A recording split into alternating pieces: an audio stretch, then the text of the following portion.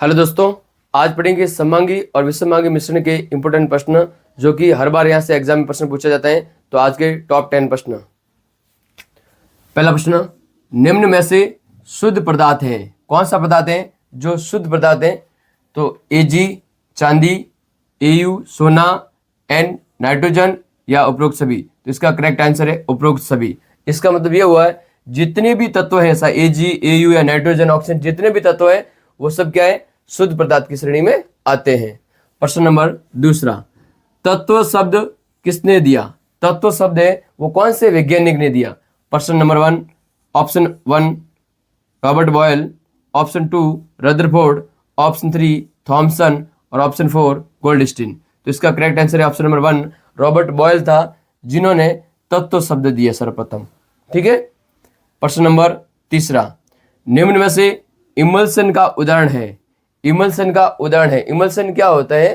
तो आप समझिएगा कि प्रक्षेपित और प्रक्षेपण माध्यम जब द्रव होता है, प्रक्षेपित माध्यम द्रव और प्रक्षेपण माध्यम में द्रव होता है, वो इमल्सन की श्रेणी में आता है।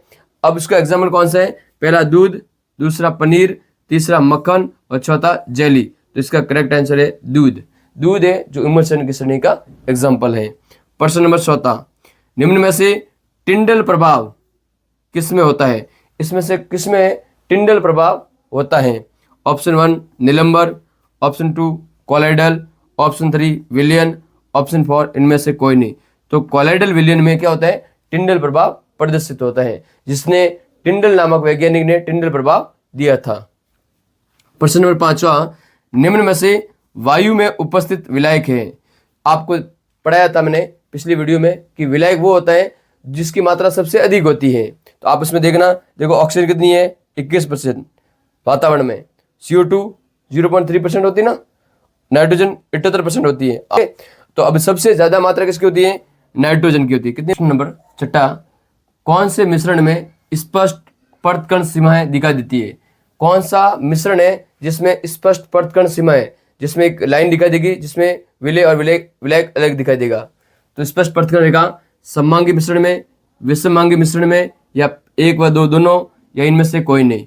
तो आपको बताना है विषममांगी मिश्रण होगा जिसमें विलय और विलायक सही नहीं घुल पाते, पूरा नहीं घुल पाते, जिसमें एक स्पष्ट परतकण रेखा दिखाई देती है। जैसे जल में तेल, जल में जब तेल को डालोगे तो आपको तेल अलग दिखाई देगा, जल अलग दिखाई देगा। इसमें मतलब वो परतकण सीमा रेखा दिखाई देती है विषममांगी मिश्रण में।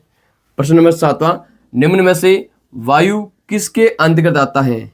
वायु किसके अंतर्गत आता है? ऑप्शन 1 यौगिक, तत्व, मिश्रण, या इनमें से कोई नहीं। तो आपको बताना है मिश्रण। वायु या जी क्या है? गैसों का मिश्रण होता है। बहुत सारी गैसें होती है, उसका मिश्रण होता है कौन? वायु। प्रश्न नंबर 8वां, कॉलाइडल विलयन है।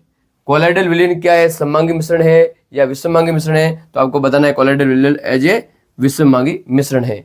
अब विषममांगी और सममांगी मिश्रण क्या होता है आपको थोड़ा बता देता हूँ कि सममांगी मिश्रण वो होता है जो उसके विलायक में पूरा घुल जाता है, और विषममांगी वो होता है जैसे कि विलायक में पूरा नहीं घुलता है, जैसे कि जल में नमक का घुलना, ठीक है, एज ए सममांगी मिश्रण है, और जल में रेत का घुलना एज ए विषममांगी मिश्रण होता है। अब प्रश्न नंबर 9, चीनी तथा जल के घोल में विलय तथा विलायक बताना है। एक तो विलायक बताना है और विलय बताना है। किसका घोल है? चक्कर, चीनी मतलब शक्कर, और जल का एक घोल है, उसमें विलय कौन है और विलायक कौन है? तो आपको बताना है चीनी है जो विलय होता है और जल है जो विलायक होता है। क्यों? क्योंकि विलायक के अंदर कौन घुलता है? विलय। ठीक है, इसकी जिसकी मात्रा ज्यादा होती है वो विलायक होता है, जिसकी मात्रा कम होती है वो विलय होता है।